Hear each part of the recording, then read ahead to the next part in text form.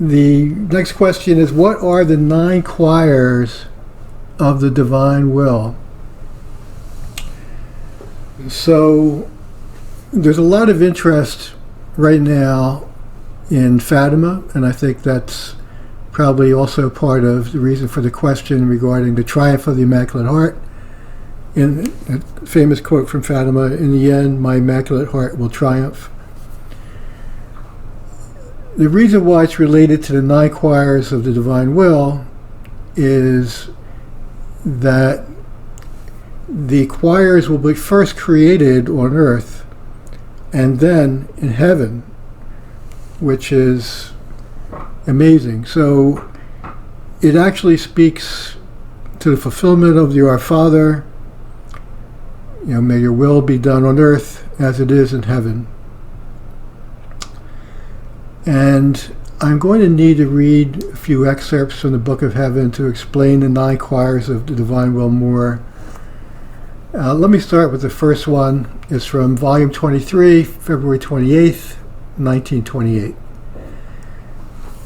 It will have its 9 choirs, and they will distinguish themselves from one another according to the varieties of beauties that they have acquired by knowing, some more, some less, the knowledges that pertain to my fiat. In other words, the knowledges that are in the Book of Heaven. Another excerpt is from volume 35, August 9th, 1937. We will give her the great glory, her being the Blessed Virgin Mary, the great glory of having her form the new hierarchy that will be similar to the 9 choirs of angels. So she will have the choir of seraphim, cherubim, and so forth, as well as the new order of the saints who lived in her inheritance. After she has formed them on earth, she will take them to heaven, surrounding herself with a new hierarchy, the newborn in the divine fiat, reborn in her own love, those who lived in her inheritance.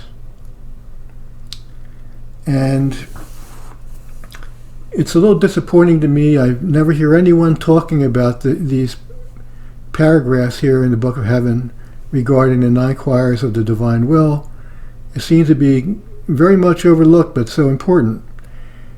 There's one other paragraph that I like to read, going back to the same volume I started with, volume 23, February 28th, 1928. If you knew what difference will pass between those who bring my knowledges from the earth and those who acquire them in heaven.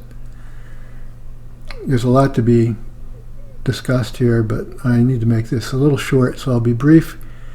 The first will have them as their own endowments, and one will see them in them the nature of the divine beauty, and will hear the same sounds of joys and happinesses that their Creator makes, one here and forms. On the other hand, in the second, which are those who receive them in heaven, these will be neither their own nature nor their own endowments, but they will receive them as the effect of the communication of others. So in other words, those who receive them on earth, the gifts of the divine will, and form the hierarchy of the 9 choirs of the divine will, they will receive the divine life from Jesus of his divine will, and receive the fullness of the gift on earth. And those in heaven will receive that gift from those who come to heaven within these choirs. In other words, those who have received the divine will during their lives and have gone to heaven.